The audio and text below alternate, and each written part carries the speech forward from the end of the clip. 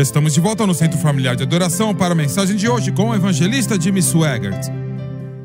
Se você tem a sua Bíblia nessa manhã, obrigado, cantores e músicos. Abra comigo em 1 Coríntios, capítulo 1. 1 Coríntios, capítulo 1. Começando no versículo 17. E o grande apóstolo Paulo escreveu o seguinte: porque Cristo enviou-me não para batizar, mas para evangelizar, não em sabedoria de palavras, para que a cruz de Cristo não se faça vã. Porque a palavra da cruz é loucura para os que perecem, mas para nós que somos salvos é o poder de Deus. E quero usar como tópico aquilo que nomeamos o nosso programa da televisão que passa pela manhã: a mensagem da cruz. Não existe mensagem maior. A mensagem da cruz. Abaixe a sua cabeça. Pai Celestial, peço em nome de Jesus que o Senhor nos ajude a entregar a Tua palavra para esse povo, Senhor. Nos ajude a dar a eles aquilo que o Senhor nos mencionou, pois não podemos fazer nada sem Ti. Venha nos ungir para pregar, enquanto o Senhor os unge para receber, e peço tudo no santo nome de Jesus. E todos dizem amém e amém. Como mencionei antes de ler o texto, que essa palavra, essa mensagem, e não estou falando de mim mesmo ou de minha habilidade de pregar ou da falta de habilidade, que sei que deixa muito a desejar, mas estou falando da mensagem em si. É o material mais importante que você, como crente, pode ouvir em toda a sua vida. Você pode dizer: isso é forte demais. Quero dizer de maneira ainda mais forte, se eu puder. Foi isso que o Senhor deu ao apóstolo Paulo, que nos deu em suas 14 epístolas, e nos mostra como viver para Deus. Antes que Paulo chegasse em Corinto, ele pregou por alguns dias na grande cidade de Atenas, na Grécia. E ele discutiu com os grandes filósofos, e mesmo Atenas, já não vivendo os seus melhores dias mais, ainda era uma das cidades mais conhecidas no mundo em relação à filosofia e como entender o homem, quem é o homem e o que o homem faz. O grande Sócrates disse que o homem teve que reconhecer que existia o bem e o mal. E seu estudante Platão disse que existe o bem e existe o mal, mas nós não sabemos como ir do bem para o mal. Aristóteles, o estudante de Platão, disse: alguns de nós somos bons e alguns são ruins. É claro que ninguém era bom, mas essa foi a sua frase. E ele disse: há um grande abismo entre o ruim e o bom, e não podemos atravessar esse abismo do lado ruim para o lado bom, não importa o quanto possamos tentar. Quando Paulo pregou no Areópago, já estive ali várias vezes, ele pregou para os maiores pensadores daquela época. E eram pessoas que se consideravam como as pessoas mais brilhantes que existiam em todo o mundo. Os filósofos de Atenas. E ele pregou sobre a ressurreição de Jesus Cristo. E foi uma ótima mensagem.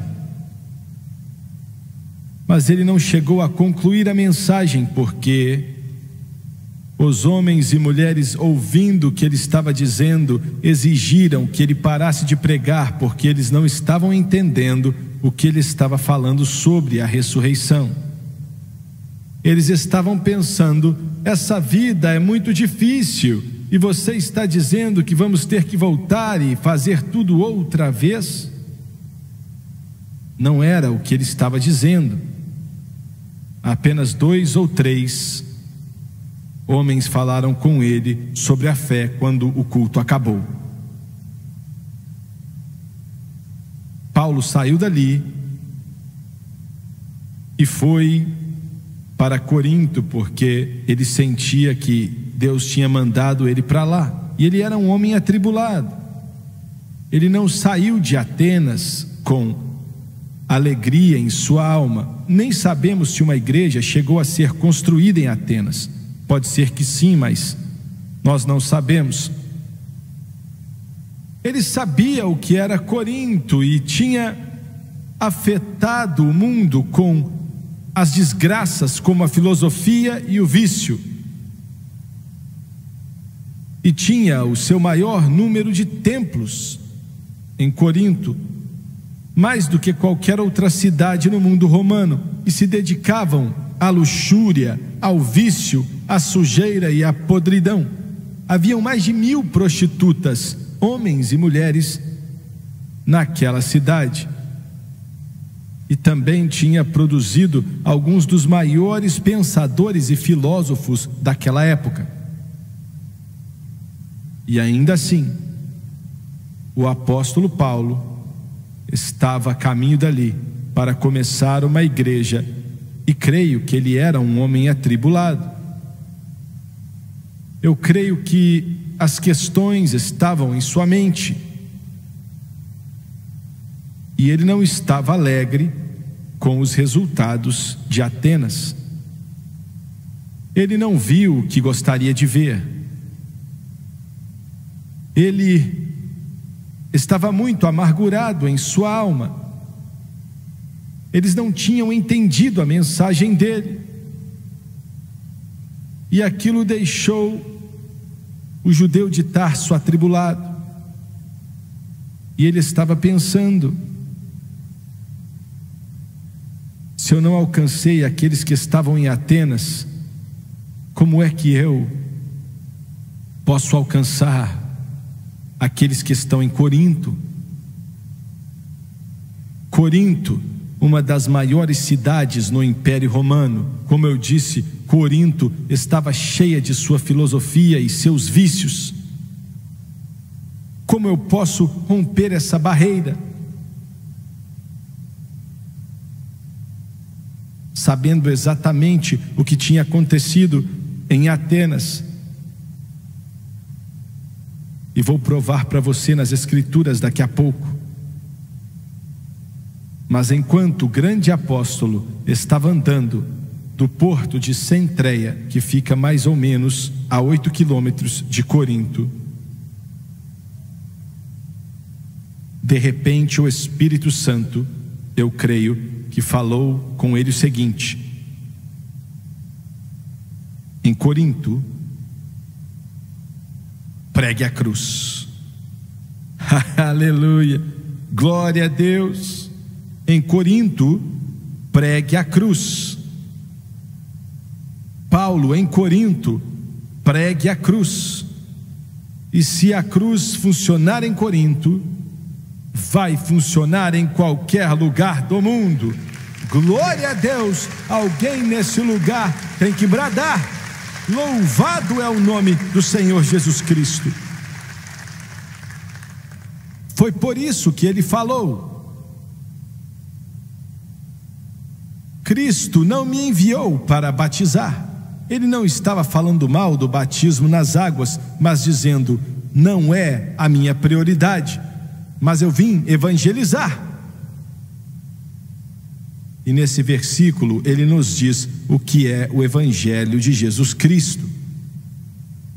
Para evangelizar, não com sabedoria de palavras, para que a cruz de Cristo não se faça vã. Glória a Deus. E depois ele disse: determinei. Por isso eu sei que ele não estava feliz com os seus cultos em Atenas, e sei que o Espírito Santo falou para ele: quando você chegar em Corinto, pregue a cruz, porque se funcionar lá, vai funcionar em qualquer lugar. E ele disse: determinei a pregar para os que estavam em Corinto somente Jesus Cristo e ele crucificado. Oh, glória a Deus! Eu determinei, eu estou com a cabeça feita e eu vou servir ao Senhor. Estou determinado, estou decidido, eu vou servir ao Senhor. Eu vou para onde Ele me enviar e vou seguir aonde Ele estiver. Eu estou determinado, eu estou decidido, eu vou pregar a cruz. Glória a Deus, aleluia. Agora, eu quero que você coloque na tela, porque eu não estou conseguindo enxergar daqui. Eu não sei se eles estão lendo ou não. Coloque o número 1 para mim na tela, por favor. Jesus Cristo é a fonte de tudo que recebemos de Deus. Jesus Cristo é a fonte de todas as bênçãos que recebemos de Deus. Eu não disse que Maomé é a fonte, ou Confúcio, e eu também não falei o nome de mais ninguém, mas eu disse: Jesus Cristo é a fonte de todas as coisas que recebemos de Deus. E me desculpa se esse nome deixa alguns aqui chateados. Me desculpa se te traz problemas.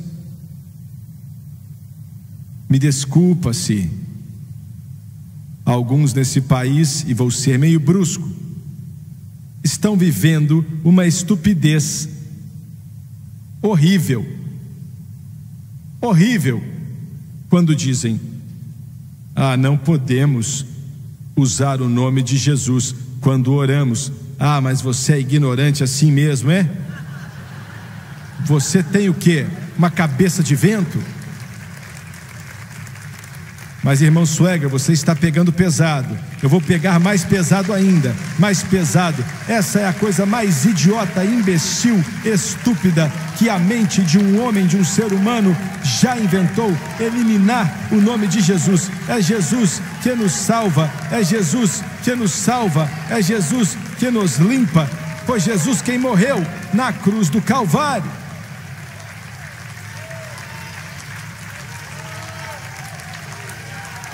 Glória a Deus. Jesus, Jesus, Jesus, Jesus.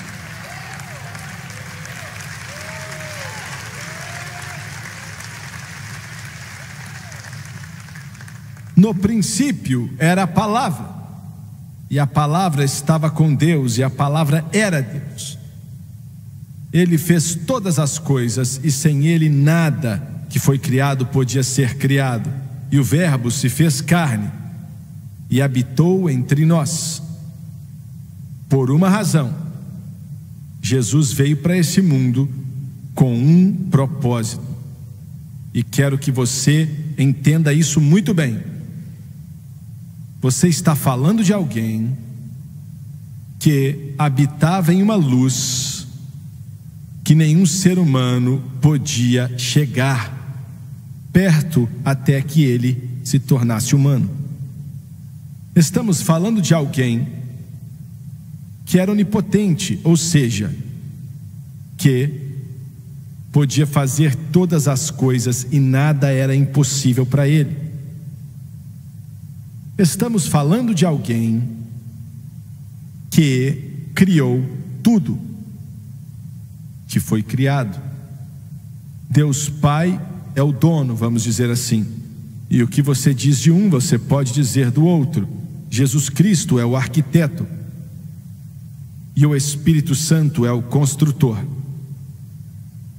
Ah, você não entendeu. Você não entendeu. Deus é o dono. Ele é o dono de tudo. Ele é o dono de todos os montes e as batatas nos montes também. Ele é o dono.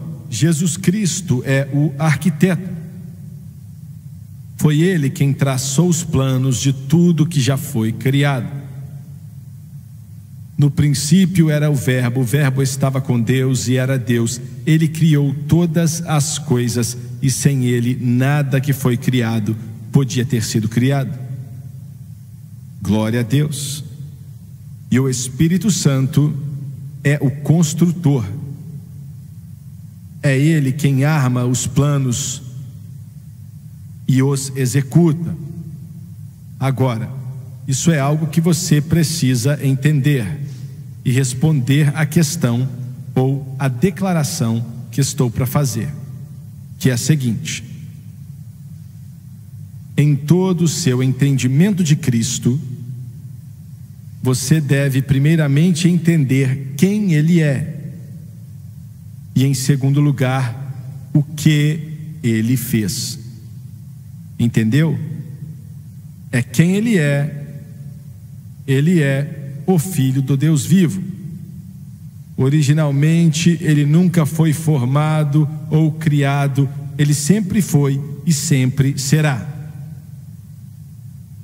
Então Jeová se tornou homem. O grande profeta Isaías disse: uma virgem vai dar à luz. Sabia que eles deram risada do profeta? Pensaram que aquilo fosse maluquice, porque Judá estava em uma situação terrível. Continuando: e a virgem dará à luz a um filho.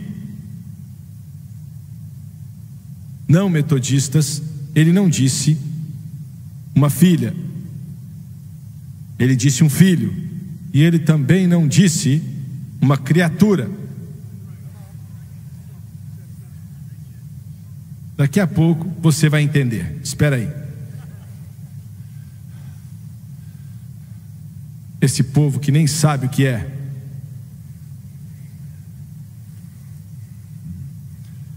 Uma virgem dará à luz.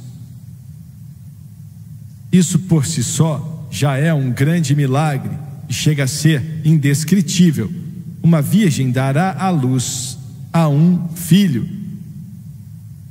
Por que você usou o termo metodista? Porque há alguns anos atrás os metodistas ficaram insinuando que a Bíblia não mostrava que Jesus era homem.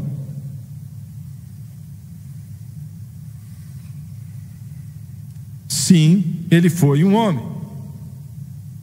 Isso não quer dizer que estamos querendo falar algo negativo sobre o sexo feminino. De jeito algum. Não estaríamos aqui se não fosse por você. Mas o que Deus teve que fazer, veja bem, houve uma razão pela qual Ele não trouxe uma mulher. Em Adão estava a semente, não em Eva. E Adão foi a semente de onde veio a raça humana desde o princípio até agora. E é por isso que nós nascemos no pecado original, porque aquilo que Adão fez foi o que aconteceu com todos nós. Então, se Jesus tivesse nascido de uma procriação natural da união de um homem e de uma mulher, ele teria nascido no pecado original, como nós nascemos. A esposa do meu neto Gabriel está grávida de 9 meses. E aquela garotinha que vai nascer, e vai ser uma grande alegria para nós, vai nascer no pecado original, como todos nós nascemos. Então, o nascimento de Cristo não podia ser uma procriação natural, porque se fosse, não nos libertaria de nada. mas ele teve que nascer de uma virgem, para não nascer no pecado original. E o anjo esteve diante de Maria e disse: o santo que nascerá de ti será chamado o Filho de Deus, e ele salvará o seu povo dos seus pecados. Glória a Deus, você ouviu? Ele salvará o seu povo dos seus pecados. Veja bem, a linhagem de José e Maria era perfeita. Perfeita. Porque o Senhor tinha falado para Abraão: em Isaque estará a sua descendência, não Ismael, Isaque, porque ele estava preparando a linhagem para a encarnação. Vocês estão me entendendo? A maneira como Jesus nasceria. 200 anos depois, quando apareceu Jacó, ele disse em relação à encarnação: o cetro não se afastará de Judá, nem a lei diante dos seus pés, até que venha Siló, e na sua terra o povo se ajuntará. Ele estava dizendo que as tribos de Israel, que o Messias viria através da tribo de Judá. Glória. Davi, que viveu 600 anos depois de Jacó, o Senhor disse para ele, através da sua família, na tribo de Judá, porque ele era da tribo de Judá: virá alguém que o reino jamais terminará. Glória a Deus, aleluia.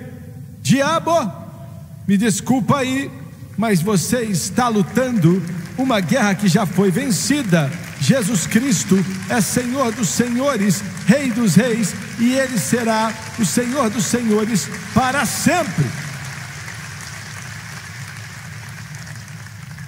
E então Isaías, 800 anos antes de Cristo, disse: uma virgem dará à luz a um filho, e o nome dele será Emanuel, que quer dizer Deus conosco. Que declaração, hein? Deus conosco, glória a Deus. Miqueias, 50 anos depois de Isaías, disse que ele nasceria em Belém. Você não está entendendo. Se entendesse, estaria correndo para tudo que é canto. Glória a Deus. Como é que ele pode nascer em Belém quando eles moravam em Nazaré? Eu sei que a esposa do Gabriel não vai se importar, porque ela já está grávida de 9 meses. E Maria e José viviam a quase 100 quilômetros de Belém. Eles moravam em Nazaré. Eles não podiam ali entrar em um carro, entendeu?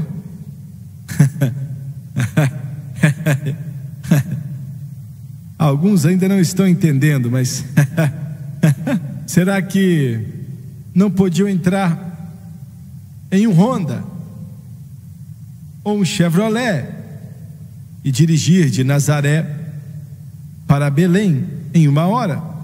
Isso não era possível. Eles não podiam ir para o aeroporto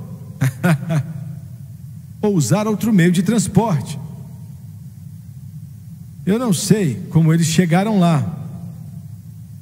E Maria, vocês mulheres conseguem imaginar o desconforto? Ou ela andou aqueles 65 quilômetros, ou então José levou ela em uma carroça. Mas por que ele foi para Belém naquela hora? Para cumprir a profecia? Não. Ele sabia sobre a profecia? Eu não sei. Mas Deus sabia. E o Senhor fez, ele se aproveitou daquilo, mas César ficou irado com Herodes e ele disse para Herodes: eu vou te mostrar quem está no controle aqui, sou eu e não você, e vou cobrar imposto de toda pessoa de Israel, e você vai ter que contá-los de acordo com o censo da sua tribo. E por isso eles foram para Nazaré, quer dizer, para Belém. Mas o Senhor, durante o tempo, viu o que César faria e fez com que o profeta dissesse: ele vai nascer em Belém Efratá. Glória a Deus. Você precisa entender que Jesus Cristo é Deus. Entendeu bem? Ele é Deus. Agora, isso aqui é algo que você quase entendeu. Você tem que entender na realidade. Como Deus, somente Deus, Ele nunca salvou nem uma alma. Vamos deixar isso mais claro. Ele era Deus e podia ter feito isso. Ele tinha poder para fazer isso. Ele tinha o poder, era só estalar os dedos, que vem a redenção. E a redenção aconteceria. Mas ele não podia fazer isso e continuar fiel à sua natureza. E a natureza de Deus nunca corta caminho algum. A dívida pelo pecado tinha que ser paga. Aquilo não podia ser ignorado ou deixado de lado. Foi tão terrível que chega a ser indescritível. Você só tem como entender quão terrível realmente era entendendo o preço que foi pago para resolver a situação, que foi o Calvário. Se Jesus tivesse nascido da Virgem Maria, que foi um milagre e teve que acontecer, e tivesse ficado naquilo, nenhuma alma teria sido salva. Nenhuma. Se ele tivesse começado um ministério aqui na terra e tivesse pregado e disseram: nenhum homem falou como esse homem, é verdade, mas se tivesse parado por aí, nenhuma alma seria salva. Ele fez milagres tão grandes que são indescritíveis. Olha, os olhos do cego se abriram. A lepra foi limpa na hora. Pessoas possessas pelo demônio, tanto que ficavam malucas e foram libertas na hora. Ele ressuscitou os mortos. Os seus maiores inimigos, os fariseus, não puderam negar a veracidade dos milagres. Apenas diziam que ele fez aquilo pelo poder de Satanás. Mas por mais necessário que aquilo fosse, se tivesse parado ali, nenhuma alma seria salva. Agora nós temos que olhar não só para quem ele era, o Filho do Deus vivo, mas para o que ele fez. Ele veio para esse mundo com um propósito. O profeta Isaías disse: não importa o que acontecesse, ele não ficaria para trás. Ele veio para ir até a cruz. Ele veio para pagar o preço pela minha e a sua redenção. Você precisa entender que sem o que ele fez na cruz do Calvário, eu teria morrido e ido para o inferno, e você também. Mas por causa da cruz, ele nos redimiu da maldição da lei.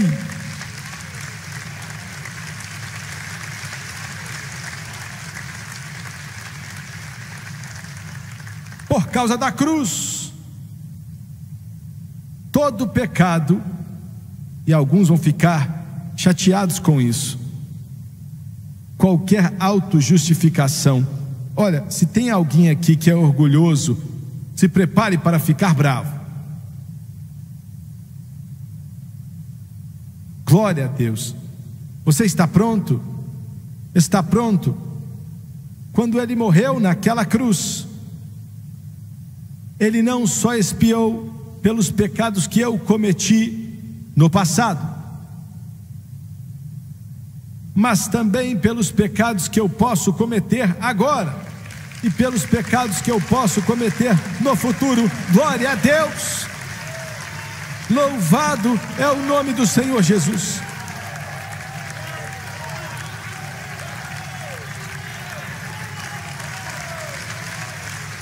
Glória a Deus!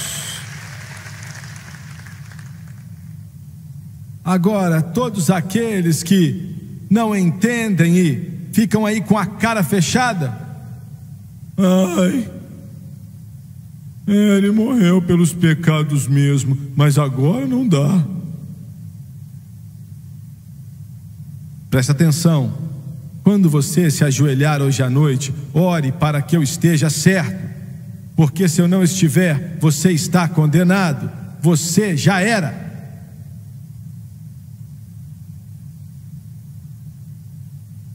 Mas ele levou os meus pecados. He took my sins away, keeps me singing every day. Well, I'm so glad he took my sins away. Well, he took my sins. Só um instante. Fique por aqui, Michael. Só um instante, vocês aqui. Vocês pela rádio, televisão e internet. Você está dando para o povo uma desculpa para pecar. Presta atenção aqui, ó, cabeça oca.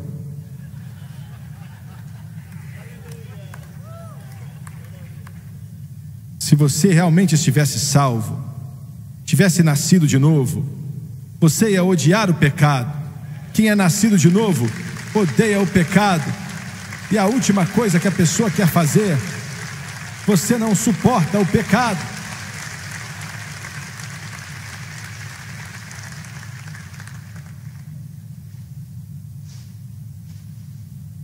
Eu comecei a dizer,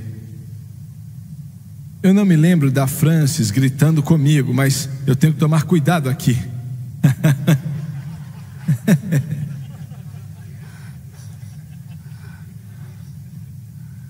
Mas ela disse que foi culpa minha, viu?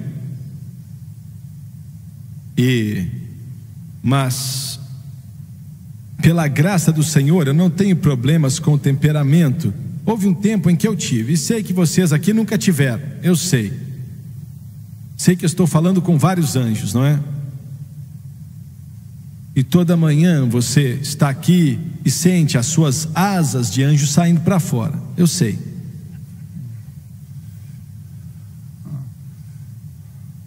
Isso foi há vários anos atrás. Eu fiquei nervoso e eu nem lembro porque eu estava bravo. Eu não me lembro o que eu tinha feito. Tem coisas que a gente escolhe esquecer. Mas eu fui para a igreja naquela manhã e eu estava pregando. Nós estávamos em Dallas, no Texas, com um grande homem de Deus chamado H.C. Noah, na Assembleia de Deus de Oak Cliff. Eu estava chorando, implorando Deus por perdão e Deus, eu fui um tolo. E ele disse, foi mesmo? É duro quando ele concorda com você, não é? Naqueles momentos. E de repente eu comecei a me justificar. Na minha oração eu disse, Senhor, meu avô tinha esse problema. E tinha mesmo. Olha, ele não era muito grande, devia ter quase 1,80 m, com pouco mais de 100 quilos, e era o chefe da polícia em Louisiana durante todos os 8 anos de guerra, isso em Ferry Day. O lugar estava cheio de soldados brigando, xingando, bêbados. Ele nunca tirou a arma dele, nenhuma vez. Mas quando ele te mandava parar e você não parava, você rapidinho ia sentir um soco dele. E ele era muito forte. E eu lembro que um dia eu e a Francis estávamos na loja dele, e um cara estava meio bêbado, começando a causar confusão. E eu e a Francis éramos recém-casados na época, éramos muito jovens. E o meu avô, eu amava aquele homem, viu? Ele é o meu exemplo de homem. E ele falou com aquele bêbado: olha, sai daqui. E aí ele começou a gritar e chegar perto do meu avô, e aquilo não foi uma boa ideia. E na mesma hora o meu avô deu um soco nele, e ele caiu do lado de fora da loja, na rua. E a Francis arregalou o olho para ele. Ele virou e disse para mim: o que você estava dizendo, Jimmy? E eu disse: fora isso, meu pai tinha o mesmo problema. Meu pai. Eu lembro que uma vez eu estava tentando consertar, não consegui e comecei a socar a bicicleta, como se aquilo fosse ajudar a bicicleta. E quando eles ensinam a santificação como obra definitiva da graça, depois eu termino a história da bicicleta. Me dê alguns instantes. Esse rapaz falou para a esposa dele: ontem à noite eu fui santificado. Estou santificado. E ela disse: vamos ver. Ele estava tirando o leite da vaca na manhã seguinte. Uma vaca grande deu um tapa na cara dele com o rabo.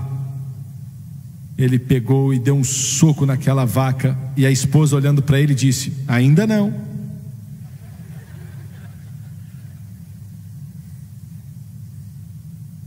É difícil pregar para anjos, porque os anjos não entendem isso, né? Mas na noite seguinte ele disse: agora eu estou santificado. E ela disse: vamos ver. Na manhã seguinte ele tinha quase terminado de tirar todo o leite daquela vaca. Quando ele virou, ela deu um coice nele com os 2 pés no bumbum dele. Ele ficou nervoso e encheu aquela vaca de soco. A esposa dele olhando e disse: ainda não.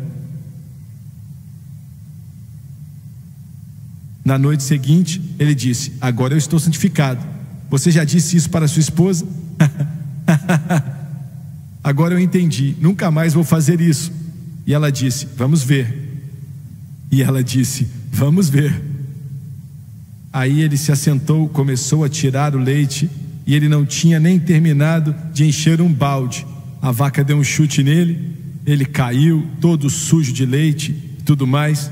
Ele se levantou, deu um abraço nela e disse: Deus abençoe a Betsy, Deus abençoe a Betsy. E a esposa disse: agora sim, hein?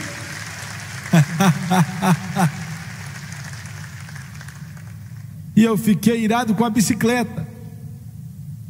Comecei a bater na bicicleta e de repente tinha muita terra ali. Tinha alguém jogando terra em mim. E era o meu pai jogando terra em mim. E eu falei para o Senhor: o meu avô tinha esse problema, o meu pai tinha esse problema, e agora eu estou com esse problema. E ele falou para mim: que estranho, quando eu te salvei eu achei que tinha se tornado seu pai.